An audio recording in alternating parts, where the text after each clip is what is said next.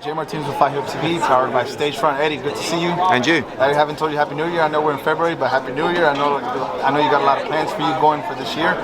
Let's jump into it real quick. AJ, you know, apparently he's going to have his press conference coming in the next couple of weeks. Still wondering, his trainer at the moment, still potentially could say it's Derek James. At this stage of his career, of AJ, is the trainer his answer, what he needs to move forward with his career? I think confidence. You know, I think that being around a team, a trainer that you believe in, being around a team that you're comfortable with. I feel like AJ sometimes his biggest critic.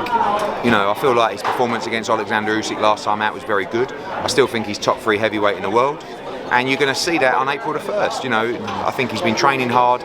Just an opportunity really for him to just live differently. And that's training in America, probably being a little bit more free, probably being a little bit more social, can do more things, can go to the mall, can go to the cinema without getting 400 people following him down the street. And, you know, I know he's excited to return to the O2 Arena in April. Well, that leaves me with the question, you know, if he can move around in Dallas, because I'm from Dallas, a lot of people, he'll probably have freedom. So are we going to get the big answer next week or when the press conference comes around?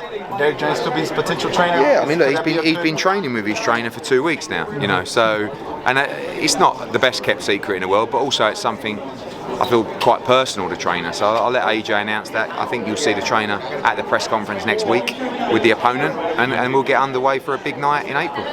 Switch the page real quick. You know, when fighters retire, you know, that adrenaline rush from them walking to the ring, being in the ring, fans chanting their name, they've done for over 15, 20 years, amateur, including pro. When they retire, it's just like, what am I going to do in my life? We saw the current situation of Kell Brook. I know a lot of people are supporting him. He came out with a tweet saying that he's getting the help, and, you know, we all wish him the best of luck. Have you talked to Kell Brook about the situation? Yeah, I talked to Kell a lot. You know, I've talked to his dad messaged me last night, and you know, look, I think we all know the highs of boxing. It doesn't matter actually if you're a fighter, if you're a promoter, if you're a manager, if you're a trainer. That excitement is second to none.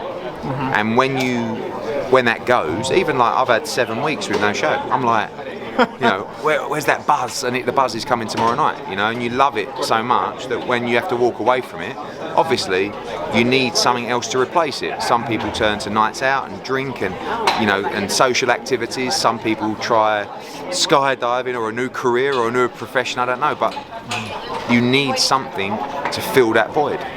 And, you know, obviously what happened with Kell was, you know, it's his personal stuff. He's in his personal home, and obviously someone's had made a dog move and sold a video to a paper or whatever it was, and you know, but listen, everything happens for a reason, and maybe that's going to be the kickstart of bringing some positivity to him post-career. But like I said, Kell's a good person. You know, he makes mistakes, he's got demons, we all have, but at the end of the day, he's got a good heart, and we'll all support him. Yeah, we'll all support him. Lastly, you know, a lot of things are still going on with Conor Ben. I know it's been rumored, it's been stated that possibly might not fight in the UK, or we're still waiting for the WBC for the current situation he's going through. We're going to see him possibly fighting in America. What's the current situation with him at the moment? The situation is we're waiting on the WBC decision.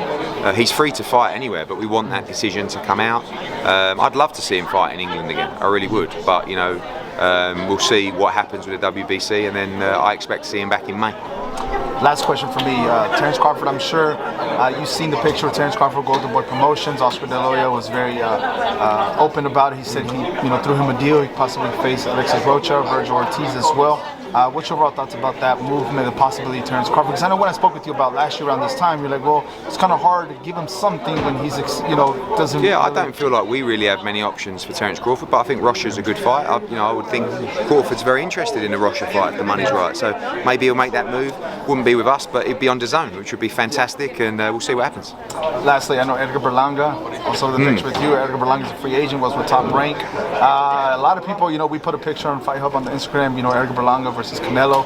A good fight, but a lot of people were just throwing, you know, the negativity towards him. But what can we see Edgar Berlanga with you? Yeah, you know, to build into a Canelo Alvarez fight, he needs a couple of victories from world-class opposition. He can't fight Canelo Alvarez now, but if he could prove himself at that level, it's a massive fight. I mean, he has a huge fan base. You know, everybody wants to sign Edgar Berlanga, and if we win the race, we'd be delighted. Why does everybody want to sign Edgar Berlanga at this moment? Because he's a good fighter, he has a huge fan base, he's a character, he's a personality, and he has a future. He's a 168 pounder. that's really exciting, and hopefully we can welcome him to the team. Eddie, thank you so much for speaking. Cheers, thank you. Appreciate Cheers. it. Thank you.